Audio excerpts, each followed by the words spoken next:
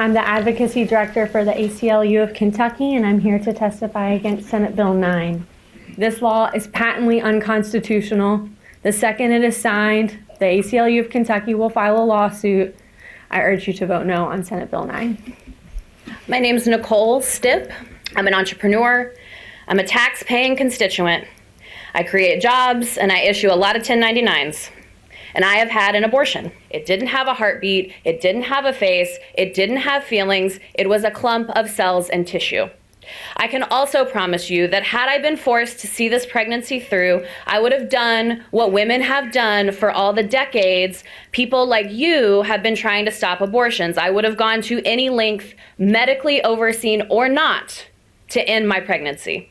I am just like the other 1 in 4 women that have had abortions. We do it because we cannot provide a life for children while we work for financial stability. We do it because we don't want to bear children and haven't yet had our IUDs or surgeries to prevent it. We do it because we're 18, have been sexually assaulted, and don't want to have a baby. Thank you for your comments, and we will now yield to the sponsor of the bill. Good morning, committee. I'm Senator Castlin, the sponsor of Senate Bill 9, the fetal heartbeat bill. And the first speaker is Abby Johnson. And Abby, if you can introduce yourself for the record. Sure, my name is Abby Johnson. I worked at Planned Parenthood for 8 years. I was an abortion clinic director. And I listened to the testimony from the opposition of this bill, and I want to sort of go through some of that interesting testimony that we heard and many non-factual points that were made in that testimony. One thing that I kept hearing was that, there's no exceptions in this bill for any sort of rape or incest. Let me be clear. Even if they were, the ACLU wouldn't support it. Even if there were, Planned Parenthood wouldn't support this bill. So the fact that they're even bringing that up is really intellectually dishonest.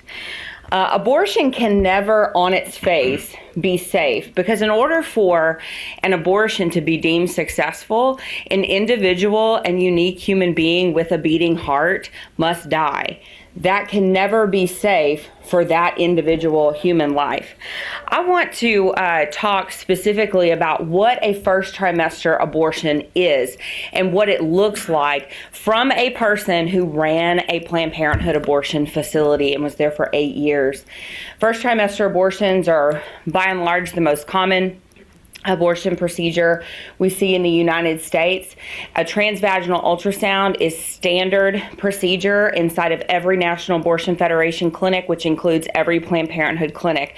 That transvaginal ultrasound is done for primarily one reason: to determine how far along the woman is in her pregnancy so that we knew how much to charge her for the abortion.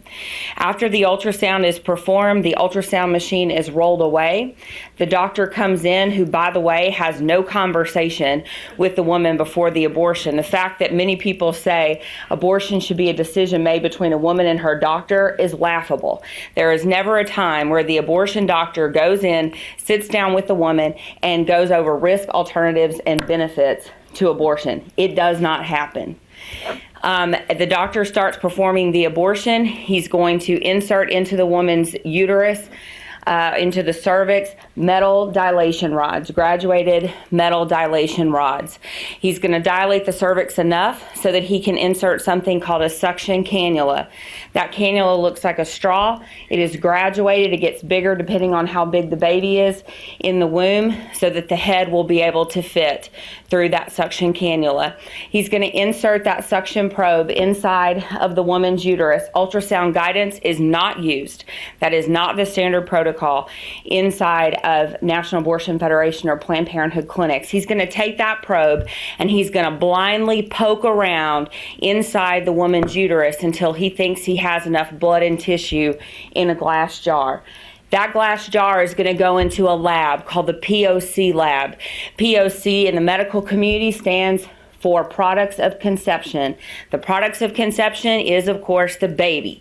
But you can't say baby inside of the abortion clinic. So we said POC or POC, or if the staff was feeling funny, they would say that it stood for parts of children.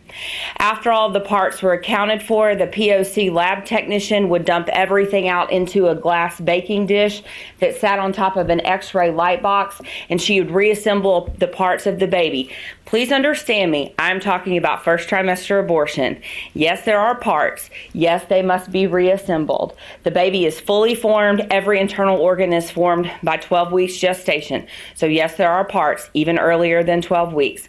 Once all of the parts are reassembled, that POC tech will take everything, dump it into a red biohazard Ziploc sort of bag, and those bags will go into a freezer in the POC lab that the staff jokingly called the nursery. And once a week, a company, a biohazard medical waste company like Stericycle, will come into the facility and they will pick up all the red bags of babies where they are taken to their facility to be incinerated. That's if the abortion facility decides they don't want to just put them in their industrial size garbage disposal and grind them up and put them into the water waste treatment facilities. That is first trimester abortion. We have already heard the testimonies from the opposition calling women who are pregnant persons, because now we live in a time where people say it is not just women who get pregnant. Now apparently men can get pregnant. And that shows you just how detached from science the pro-choice side is on this issue. Fact, only women get pregnant. You gotta have lady parts to have a baby. That's science. Science also tells us that from the moment of conception, unique and individual and unrepeatable DNA is formed. That DNA is human. Never in the history of the world has a woman ever delivered a cat or a dog or any other species other than human. That's science. Our history tells us time and time again that it is unjust to take the life of an innocent human being. It was unjust to dehumanize an entire segment of people when we were working to abolish slavery. It was unjust to dehumanize an entire group of Jewish people in the Holocaust. But those two examples that I just gave you only exist because our society was willing to turn a blind eye, look a human person in the face, and say, that is not a human being. That is not scientific. Now we are living in such depravity that there are people, like the people that oppose this bill, that are willing to say, I know it's a human being, I know it has a heartbeat, I know there is life there, and I know it is innocent, and I'm willing to kill it. We have sunk to a new low in our society. And it is time for us to rectify what we have done. So if you are a person here who has had an abortion, I encourage you to seek healing, because abortion is not normal. Taking the life of an innocent human being that is your own flesh and blood and your own DNA, it's not normal. And there are healing resources available. And to the people in here who work in the abortion industry, I encourage you to seek healing from a ministry called And Then There Were None. We can get you out of the industry, and we can get you into line of work that you can actually be proud of. And to the ACLU, I can say affirmatively, we look forward to your lawsuit. Senator Higdon. Aye. Senator Humphreys. Aye. Senator Parrott. Aye. The bill has passed. Thank you, ladies and gentlemen. Any other comment? If not, this meeting stands adjourned.